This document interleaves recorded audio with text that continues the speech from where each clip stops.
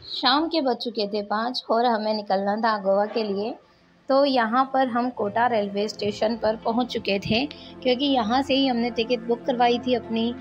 उसके बाद में हमें प्लेटफॉर्म नंबर 2 और 3 पे जाना था।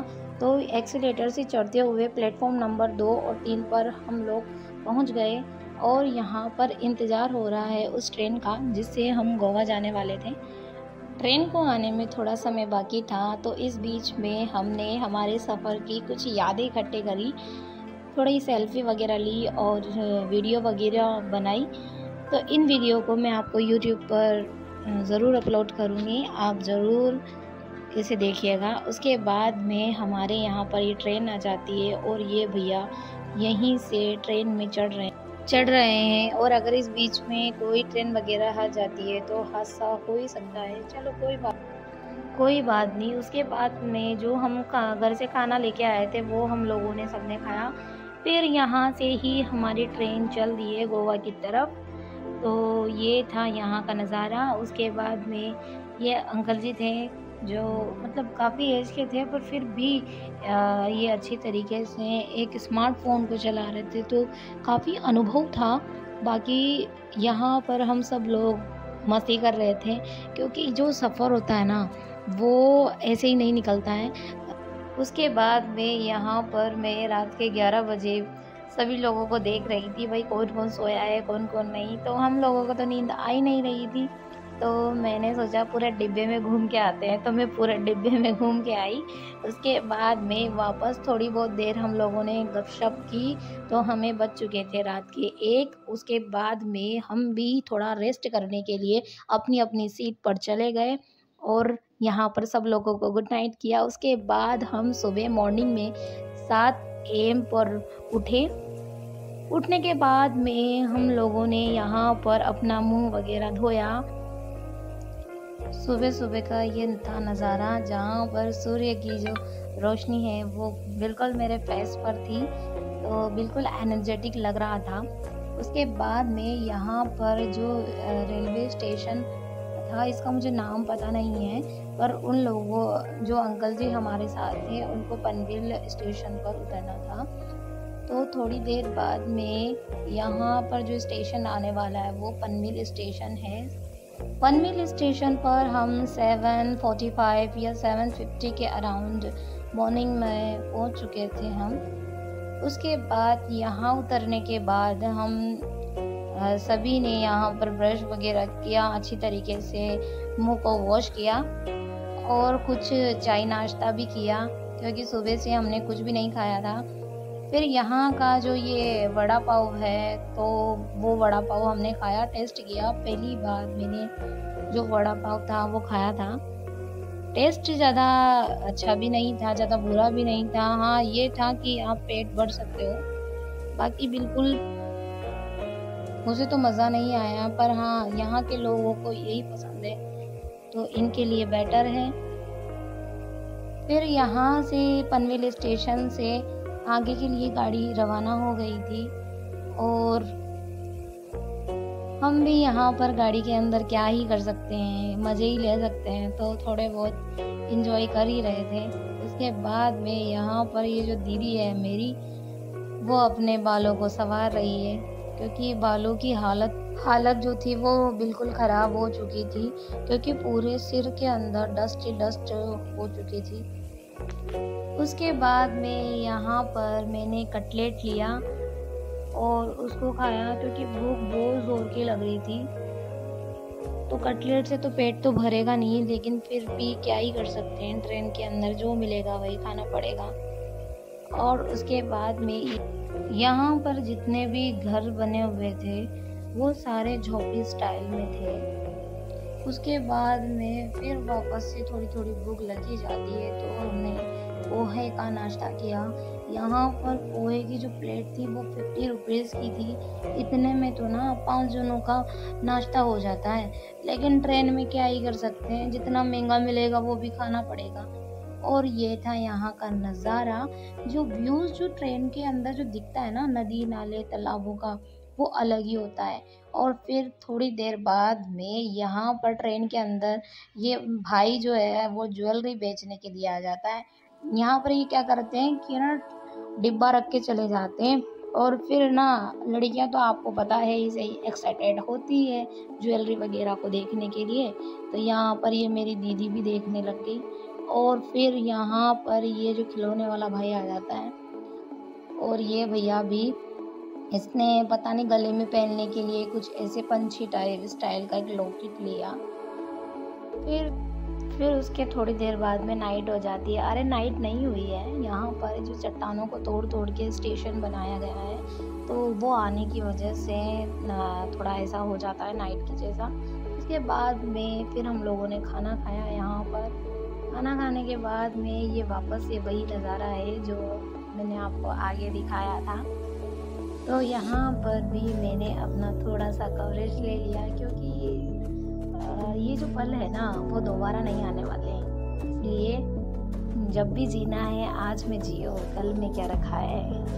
उसके बाद में यहाँ पर हम पहुँच चुके हैं रत्नागिरी। तो रत्नागिरी का जो मैंगो होता है वो बहुत फेमस है, और जब मैंने इनका रेट पूछा ना तो 1000 रुपये किलो, शायद 1 पेटी ऐसे कुछ था।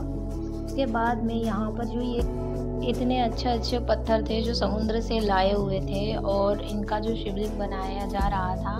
उसके बाद में यहाँ पर फिर एक और भैया आ जाते हैं ट्रेन में कुछ ज्वेलरी वगैरह बेचने के लिए। तो यहाँ से भी हमने मेरे लिए कान के टॉप्स वगैरह लिए थे, और फिर थोड़ी देर के लिए जब गाड़ी रुकी तो उसके बाद में फिर एक और भैया आ गए। तो हम बच्चे तो हैं नहीं जो अपने लिए कुछ लें। फिर यहाँ पर भी हमने दिन के शायद 1:30 के समथिंग हो गया था, तो फिर एक और चाय पी ली, और ये था यहाँ का नज़ारा। फिर ये हम आगे की ओर चल दिए हैं रेलवे स्टेशन से। रत्नागिरी से ही ये जो तालाब का जो सिलसिला है वो चलता ही जाता है, बढ़ता ही जाता है, क्योंकि यहाँ पर इतने तालाब है। गोवा के अंदर भी यही है, उसका नाम पहले गांव ही था एक तरीके से, तो तालाब की वजह से ही उसको गोवा बोला गया। बाकी हम जा रहे हैं अपनी मंजिल की तरफ, जहाँ हमें घूमना था, नज़ारे देखने थे। उसके बाद में हम 4:30 बजे के समथिंग कर्मावली रेलवे स्टेशन पर पहुँच चुके थे, क्योंकि यहाँ जिस जगह हमें जाना था तो यहाँ से पास पड़ता है, नहीं तो हम मड़गांव जंक्शन पर ही उतरते। उसके बाद में ये था यहाँ कर्मावली का रेलवे स्टेशन, और उसके पास में था ये इतना बड़ा तालाब। गांव के लौंडे शहर में पहुँच चुके हैं। यहाँ पर भी ये बहुत बड़ा तालाब था कर्मावली रेलवे स्टेशन पर।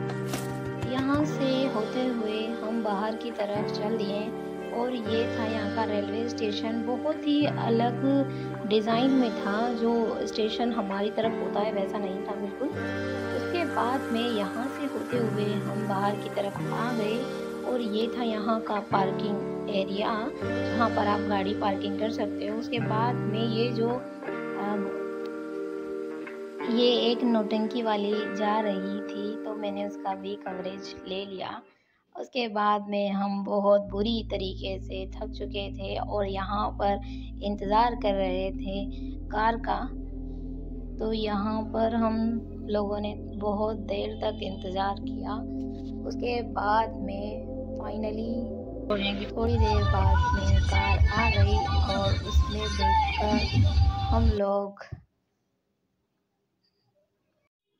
स्टेशन से निकल पड़े, और जहां हमें जाना था, जहां पर हमें ठहराव करना था अपना आज की नाइट का।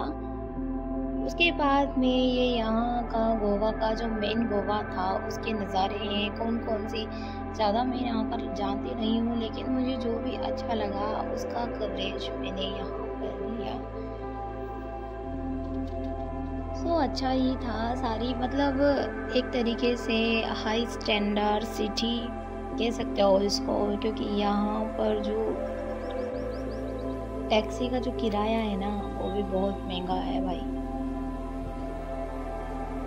तो ऐसे चलते चलते चलते चलते जाओ। यहाँ पर ये सर्किल एरिया है जहाँ पर सिग्नल को दिखाने के लिए एक बहुत बड़ा टीवी लगाया गया है, तो ये चीज़ मुझे अच्छी लगी। उसके बाद में यहाँ पर एक फ्लैग था बहुत बड़ा, मुझे वो भी देख के बहुत खुशी हुई। फिर हम जा ही रहे थे कि बीच में थोड़े बहुत नज़ारे और हमने कवरेज लिए, और ये था यहाँ का गोवा का बस स्टैंड, और मंदिर भी था इसके पास में। इसको बहुत अच्छा मानते हैं। मैं इस पे गई तो नहीं, लेकिन मैंने कार में से ही इसका व्यूज़ लिया है। अगर हमारे पास समय बचा तो इस तरफ भी हम घूमने ज़रूर आएंगे, पर मुझे नहीं लगता कि इतना टाइम बच पाएगा। और ये था यहाँ पर एक और बीच जो बहुत बड़ा था, बहुत ही अच्छा लग रहा था मुझे यहाँ पर। उसके बाद में ये मार्केटिंग एरिया है, यहाँ पर वाइन शॉप तो बहुत ज़्यादा है। सबसे ज़्यादा आपको बार वगैरह ही मिलेंगे, होटल वगैरह बहुत ज़्यादा है यहाँ पे। हर एक गली में भी आपको यही मिलेगा, बार वगैरह। तो जो पीता है उसके लिए तो बहुत ही अच्छा है, सोने पे सुहागा जैसी बात हो गई। पर हमारे लोगों के लिए तो ठीक था नहीं। मुझे जो चीज़ लगी वो उसका सारा कवरेज मैंने इस वीडियो के अंदर डाला है। बाकी अगर जो भी चीज़ मुझे अच्छी दिखती है उसका कवरेज मैं ज़रूर लेती हूँ। और यहाँ पर ये बहुत अच्छी अच्छी होटल थी, वाइन शॉप थी, कपड़े की शॉप थी, बहुत अच्छी अच्छी ड्रेसेस भी थी। यहाँ से हम कुछ ले नहीं सकते थे इस टाइम पर, क्योंकि नाइट के 8 PM हो चुके थे। टाइम पर विज़िट करने ज़रूर आएंगे इस तरफ। उसके बाद में यहाँ का जो ये नज़ारा था मैंने आपको क्लियरली सब कुछ दिखाया है। सारी चीज़ें देखो, सिटी बहुत अच्छी है लेकिन महंगाई भी इतनी ही है यहाँ पर, आप सोच नहीं सकते हो किसी भी चीज़ को खरीदने के लिए क्या खरीदे क्या ना। ऐसा नहीं है कि गोवा है तो यहाँ पर लो कैटेगरी के या मिडिल क्लास लोग नहीं रहते, सभी तरीके के लोग रहते हैं, पर सब कुछ खरीद तो नहीं सकते ना।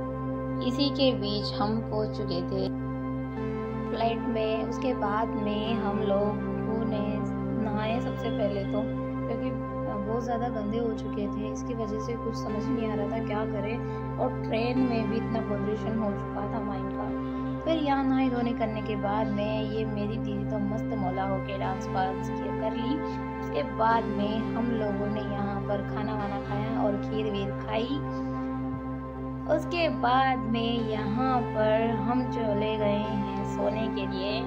तो कल के ब्लॉग में मिलते हैं, और मेरी जो गोवा की जो वीडियो है वो 4 से 5 ब्लॉग आएंगे उसके। तब तक के लिए good night, bye bye, take care.